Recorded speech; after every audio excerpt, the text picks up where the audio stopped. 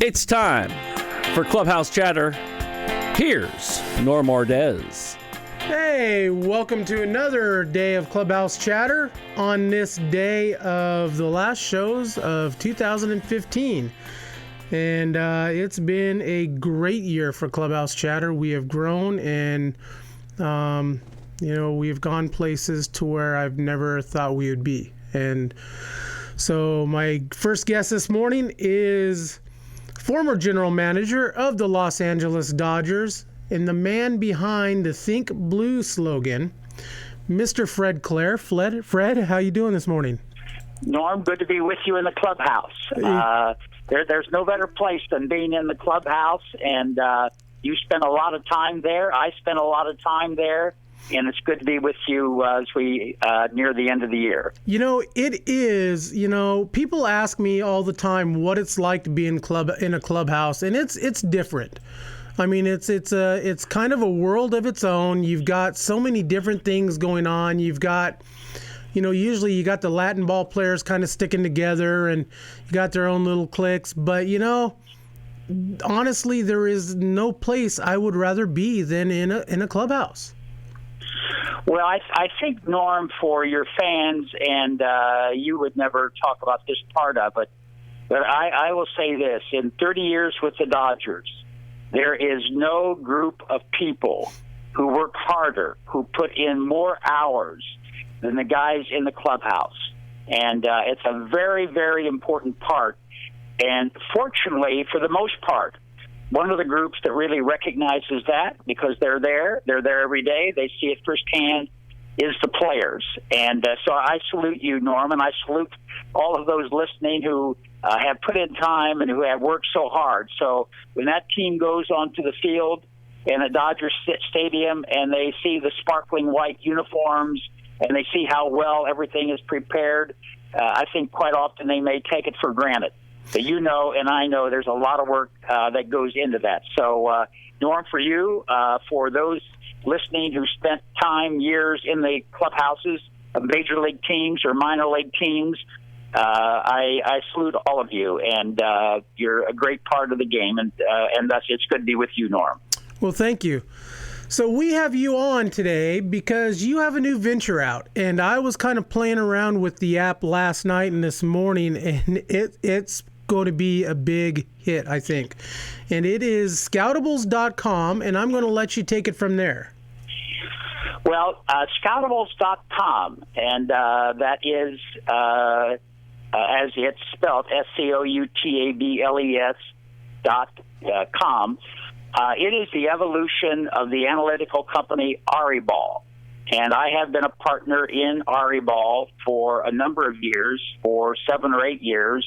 My partner is Ari Kaplan, who I've known for more than 25 years, dating back to the time that he was a freshman at Caltech.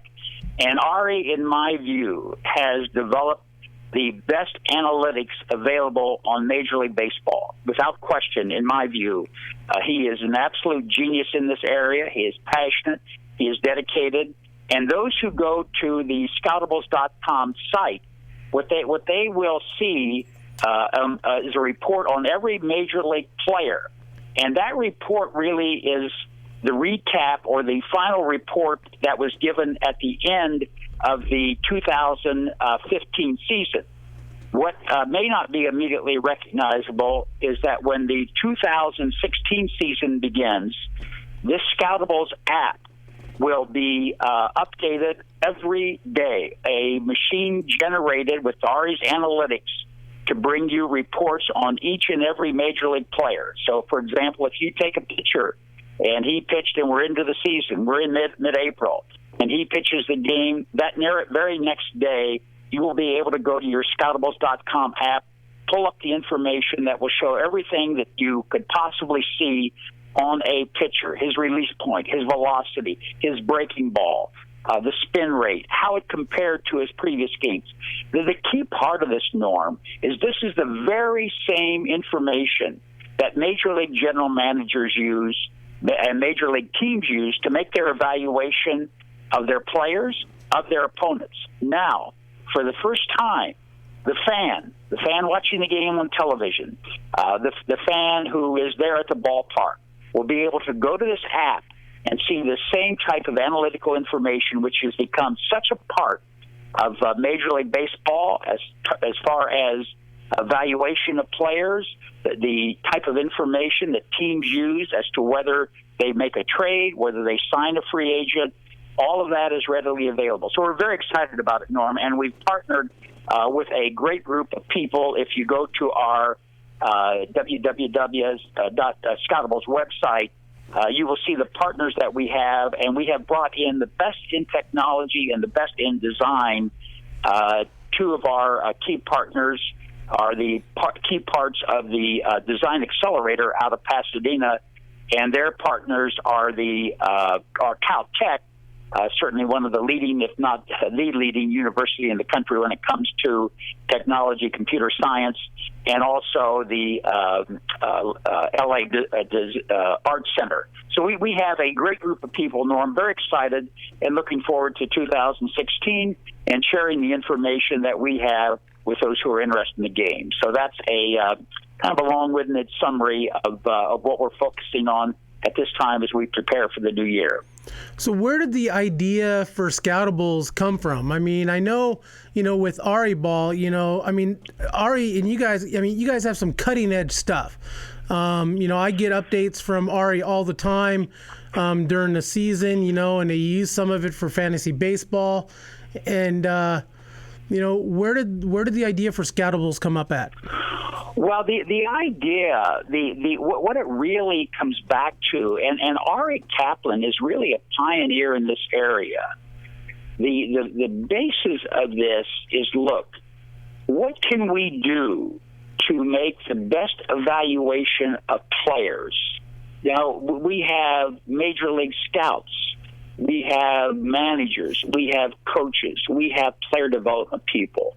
But what else can we do? And let me give you an example of how basic this is, Norm, as far as the history with Ari and myself. Ari is a freshman at Caltech at the time I'm just starting as the general manager of the Dodgers, the 1987 season. And he's probably 17 years old. And he writes me a letter and comes to my office. I invite him to come in. Here's this young man from Caltech. And he said, and this just shows how basic it was when you look back into the years. He said, Fred, or Mr. Clare at that time, he said, I don't think the earned run averages of relief pitchers make any sense. He said, if a relief pitcher comes in and the bases are loaded, and the relief pitcher gives up a double and 3-run score, and then that pitcher gets 2 more outs, those runners on base are charged, as we know, to the pitcher or pitchers who put him on base. Then he gets 2 more outs. He walks out of the game, this relief pitcher, just having given up a bases-loaded double that produced 3 runs, with a 0.00 ERA for that effort. And that's how basic it was. And so it's like anything else, it's the evolution of technology. As technology advances, it enables you to see more and to see deeper and to make better evaluations. And with Ari, wanted to develop a formula for relief pitchers, which indeed he did. But it has advanced so many times from that point in time to where you use the best sources of information that you can find. And as one who was a general manager, I was one of the first general managers to bring in someone from the sabermetrics field, or analytical field, if you would. And that was a wonderful person by the name of Craig Wright, who has stayed active in baseball, in writing, and in working for clubs through the years, now lives in Montana. So it's been an evolution, Norm, just like our world has been. Who would have thought 25 years ago what we would be doing on the internet, what we would be doing on iPhones, what we would be doing with data. And that is the key, not to use something exclusively in making the evaluations, but to use the best of information that you can use to make the best evaluation, whether it is in baseball, whether it is in the stock market, whatever the business is. We are driven today by technology and information. And if you, as a company, as an industry, If you're not on top of that, you will fall behind. It's as simple as that. That's where we are today, and I just feel very fortunate to be involved with a group of people who are really experts. I go back just as I did in my Dodger days. It has to do with Jim Collins' book, Good to Great. Get the best people you can on the bus, whether Right. it's a baseball team, whether it's a technology company, whatever it may be. Surround yourself with the very best expertise you can, and then move forward. And that's the position that we're in. You know, it's quite fascinating on where stats in baseball have gone. And you and I chatted a little bit about this last night. And, 15, 20 years ago, I mean, you had your Bill Jameses and you had your Moneyball kind of kicking off. But this is like taking it to a whole different level. It seems like every time I watch, Baseball Tonight on ESPN or watch, Major League Baseball Network, there's always a new stat. And, I find it interesting. But, I also think back to, some of those old timers, in the game on how they think about it, and I know it's a movie, but Moneyball, you had a couple of scouts who were against it. And it seems like to me that more people, especially more of your old timers, are starting to warm up to this. Well, it's a matter, again, of combining the best. And with all due respect to Moneyball and the fame that it's received, the one part that the part of that I didn't really care for is that it in some ways diminished the input and the value of the scouts. Right. And no one, even though I'm with an analytical company, no one in baseball could possibly respect the scouts more than I do. If you ask any scout who ever worked for the Dodgers during the time that I was there, I placed the highest possible value on our scouts, their dedication, the work that they did.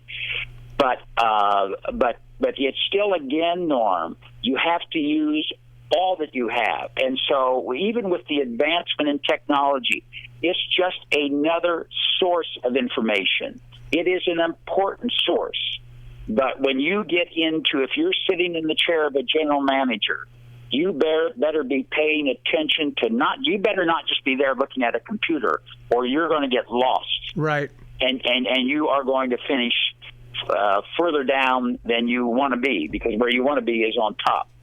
But you can use the technology, and combined with the scouts, with the opinions of your manager, of your coaching staff, of your player development people.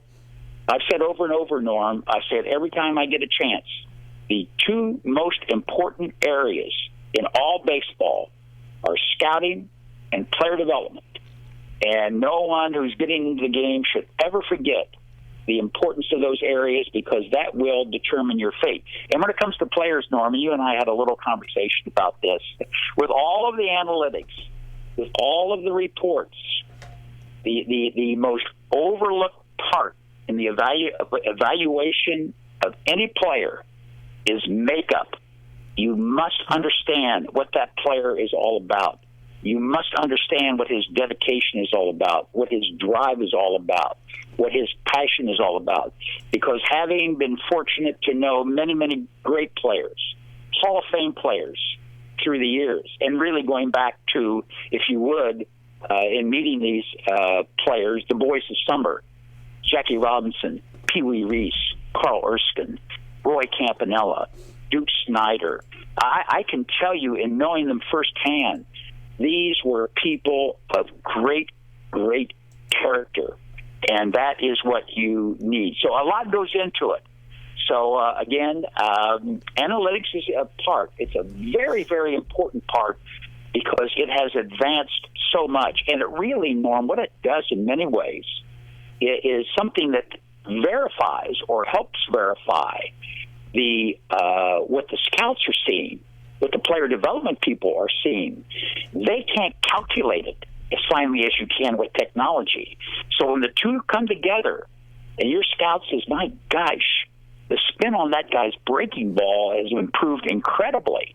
And now you look at technology, and the technology shows you exactly that, then you have the best of all worlds in the evaluation of players. Do you have, this is kind of a nutty question, but do you have like a favorite stat?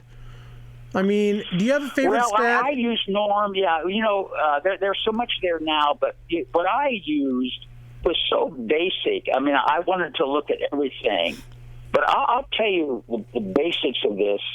When you look at pitchers, and you take a box score that just shows the lower half, and you look at a pitcher and you see his innings pitched, and you look at strikeouts to walks, and that ratio. Now, the ratio, let's say he, in a game, and you don't know hits or runs at this point, but let's say it shows that he had 4 strikeouts and 1 walk. I would bet that the odds would favor that guy, that pitcher, had a reasonably good outing. And what that really comes to is such a basic part of it, but is command. And that's why that is so. Now you can go 1,000 times deeper into that. Right. With technology today, what is his arm angle? How is it changing? What's the variance of his release point when he throws his fastball, his curveball, his slider? What is his spin rate? How did that game compare to the previous game that he pitched? Because with our analytics, I've been able to look at it, and I've seen some pitchers who, in one case that I recall, was a free agent. It was nearing the end of the year. And I was watching this pitcher, and his arm angle on his fastball dropped ever so slightly. One game, then the next game, then the next game, then the next game. So slightly, the pitching coach or manager may not even have noticed. And his velocity also was creeping down. And I said to myself, Ari, I would bet you in another week this pitcher will be on the disabled list. Because it was a free agent. He's not going to walk in and tell the trainer his arm hurts. I understand that. He's not going to tell the manager his arm hurts. I understand that. He's looking out for his family and his career. And sure enough, a week later or 2 weeks later, that pitcher was on the disabled list. So again, it's using everything you have, because the game is so competitive, Norm. And if you're not doing everything, if you're not driving yourself, and you're in baseball 24/7, I don't care whether you're a scout, player development, a manager, a coach, certainly a general manager, the people in the front office, you will not achieve what you want to achieve. It is a game that, for all of us involved, requires the fullest possible effort. Interesting. So www.scoutables.com. I'm excited to dive into it deeper. I can't wait. And let's change the subject a little bit about. Let's talk about Dave Roberts, the hiring of Dave Roberts as manager. Now, I don't know Dave Roberts personally, but I know of him. I know people who know him, and from that, I believe that this is a great hire by the Dodgers. What do you think? It is a fantastic hire. Let me tell you something about Dave Roberts. His mentor has been someone that I have great respect for, and that's Maury Wills. And Maury, I've talked to Maury about Dave when Dave was a player, and now when Dave got the job, there was one thing he said that showed me he understands the obligation and the opportunity he has. He said, This is the Los Angeles Dodgers. This is the organization of Jackie Robinson, of Fernando Valenzuela, of Sandy Koufax, of Hideo Nomo. That one description told me that this is a young manager who understands the position, the responsibility, the obligation, and the opportunity he has. And I had a chance to visit with Dave at the winter meetings. And I will tell you this, Norm, in spending time with him and looking at him eye to eye, this manager this young man, he's a young manager of the Los Angeles Dodgers, is a incredibly good human being and baseball person. I could not be more excited about his having this opportunity.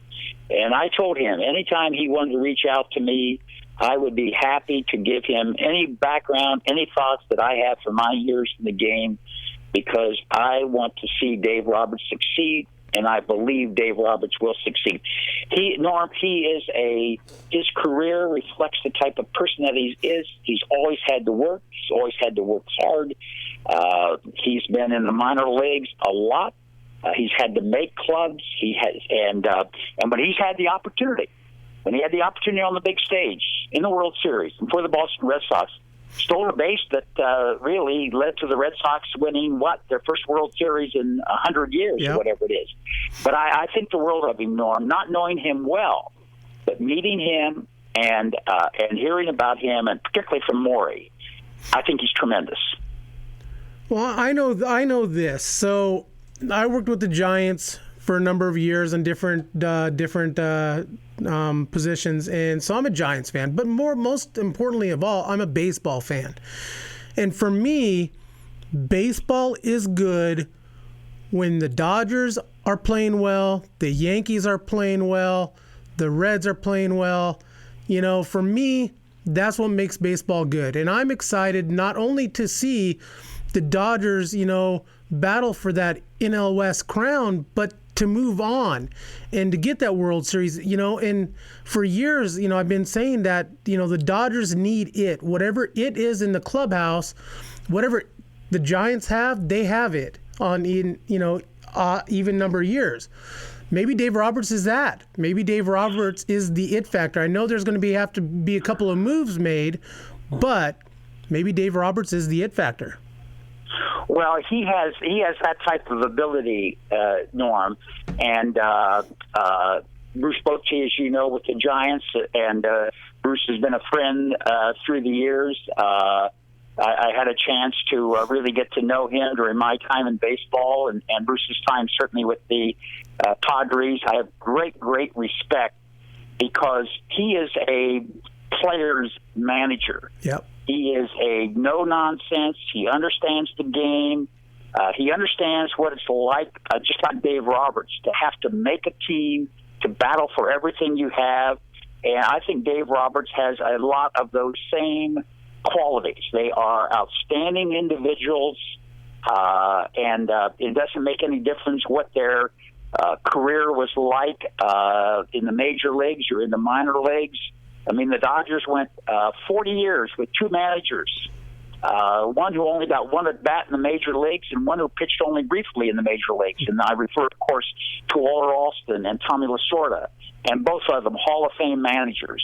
So the most important thing is what you can bring to that position. You bring it in different ways. Walter and Tommy, certainly very different types of people, but dedicated to the game. And I want to see, my hope would be that Dave Roberts would join that very elite class. He just hasn't even managed one game in the major leagues. Right. But my hope is that he has a long run, he has a successful run, and I hope that run ends in Cooperstown. That's a long road, and I'm not thinking about that in terms of what needs to happen this season, next season, or the season after that. But I'm just, again, excited about the opportunity that he has, and I think he's going to do a sensational job. I agree. I'm excited for 2016 season. And so you were talking about scouts earlier. So the Dodgers lost a longtime scout and a longtime friend, not only to the Dodgers but the Giants, George Genovese. And I had the honor to speak to George. It was like a month before he passed away, I think. And man, what a great man. He was flashing back to playing in the 1940s, and I love to hear the stories of the old yesteryears in the 40s, 50s, and 60s. What was your relationship like with George, and what did he mean to Dodger baseball? Well, George was a very dear friend, and you may or may not know, Norm, but I can't tell you exactly what happened. But when the Giants released George from his contract, I bet within 2 hours I was on the phone with George telling him that I wanted him to be the Dodger, and that's exactly what happened. So I brought him to the Dodgers as one of our scouts. That was in the mid-'90s. I have the greatest respect for George. I miss him so much. I missed him when it came to Christmas time and not receiving the normal Christmas card. I'll miss him in February. George Genovese, Norm, was born 2/22/22. Wow! And that date will always be in my mind. And he was a scout, totally dedicated to the game, loved the game as a young man, did not have a lot of physical ability. I can remember when he played in the Pacific Coast League for the Hollywood Stars, and when I got a chance to join the Dodgers and get to know George and know of his great work that he did for the Giants. He signed more players and players out of areas South Central Los Angeles, where George would go in there, and he was driven to find the best players that he could find to give young men an opportunity. So I thought the world of George, and I'm very proud to have had a hand in bringing him to the Dodgers, and he remained the Dodger for the rest of his life. Yep. So for George and his daughter, who always looked out for him with so much love and care, he is a tremendous individual, and he will be greatly missed. He'll be missed every time that I walk into Dodger Stadium, or every time I get ready to pick up the phone to call him. He was tremendous. And I would call upon him, even though I signed him or we signed him to scout the amateur ranks, I would call him for certain special assignments on major league players, and he always delivered extremely thorough, knowledgeable reports. Wow. Still, for me, the best place to catch a Major League Baseball game is Dodger Stadium. There's something special about that place. You know, we got Safeco up here nearby Seattle, but taking in a game up there is nothing like Dodger Stadium. Chavez Ravine, well, the best. Well, it's the best. It's the best. And when you consider that it opened in 1962 and the longevity, but it's like a great home that you continue to refurbish. And I will say this for the new ownership of the Dodgers, they've done a tremendous job of really enhancing Dodger Stadium, certainly from the standpoint of the fans and of the players. I mean, what they've done in the clubhouse, in the workout room, I must acknowledge that I don't quite care for all of the loud noise that comes out of there in terms of the artificial noise. But that's simply my preference as a longtime baseball fan and follower. But I think they've done a tremendous job with the stadium, and I think that's certainly reflected in the attendance that they've received in recent years. Hey, Fred, Brian Erickson here. Thanks for coming on today. Quick questions. My wife's family has my wife's grandpa was one of the first guys to take a dump truck load of dirt when they built Chavez Ravine back in the late 50s, early 60s. What was the feeling like when they tried to get that stadium in? Well, it was a masterpiece. And, of course, the person who oversaw that, who hired the very best in the world of architecture and design and construction, was the greatest visionary that I ever personally knew, and that was Walter Francis O'Malley. And so he had the vision of this stadium and how it would fit in the land. And the fact that it has survived, endured, and continues to be enhanced year after year, decade after decade, is really a tribute to Walter O'Malley and the people that he brought on for the design, for the construction. Walter used to say, if there's ever an earthquake, Dodger Stadium would be the safest place in Los Angeles that you could possibly be. And that's right, because it basically was carved into a hillside. But you know, I always felt that the lines of Dodger Stadium, from an architectural standpoint, and having had the opportunity to walk in that stadium for 30 years, and many times in the beginning of the day in the morning when no one was in the stadium, and to see the lines, to see the beauty, it's just absolutely the most attractive, appealing stadium that I could possibly imagine. I agree with you. And with that said, Mr. Fred Clare, Fred, it's always a pleasure to have you on the show, and let's do it again in 2016. I'd like to have you come back on, and we'll talk about baseball in New Zealand. We didn't even get a touch on that today. I'd be happy to do that, Norm. A lot happening there, and I'm very pleased to be an advisor to what's happening in baseball New Zealand, and a young man by the name of Ryan Flynn is doing a tremendous job in the growth of baseball in New Zealand. So let's put that on the calendar for 2016. Absolutely. Once again, thank you, and have a great new year, and we'll catch up to you in 2016. You too, Norm. Take good care. All right. Once again, Mr. Fred Clare. Hey, check it out, www.scoutables.com. I was playing around on it last night and this morning, kind of checking out the demo. It's kind of cool. It's going to give you an upper hand in fantasy baseball, possibly. It's very cool. I was checking out too. I mean, if you're a fantasy guy, there's a thing on there at the bottom, My 40, just in time for fantasy. Yep, it's pretty cool. www.scoutables.com. So I'm Norm. This is Brian. So we are sponsored by baseballisms.com. Check them out, baseballism.com. They might have a year-end sale going on. Also sponsored by baseballdudes.com. To be the best, you must train like the best. Brian is wearing their hat, I believe. I am. Let me, hey. There you go. There it is. Chris Gazelle, the lefty up there. That's right. We are also sponsored by Base by Pros. Skipper Mitch Canham of the Clinton Lumber Kings. That's pretty awesome. I think Mitch is going to do a great job. Check him out, basebypros.com. His dad, Mark Canham, does the Clubhouse Chatter swag, and so some of you guys got some for Christmas. Check them out, MDM Designs.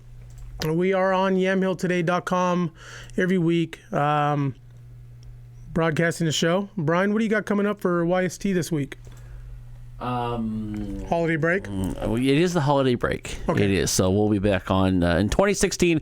More to come, and we'll talk more about that later. Nice. How's that for a vague, ambiguous? Sounds good. And so we're looking for sponsors. If you want to sponsor the show, get in touch with me, normbo18@gmail.com. And we're on Twitter, Clubhouse Chatter 1T, Facebook, Clubhouse Chatter with Norm. We're also on YouTube, iTunes. Where else are we on? Oh, yeah, MajorLeagueBaseball.com blogs. Check us out there as well. And so, second segment, we're going to have Twin Falls, Idaho native Cy Sneed. Cy went to Dallas Baptist University and has been traded. He was drafted by the Milwaukee Brewers and now is a Houston Astro. And so we'll be getting in touch with him, and he is in Alaska. So hopefully he's got some decent weather to talk to us. And so Cy Sneed coming up here at 10:15. Thanks for listening.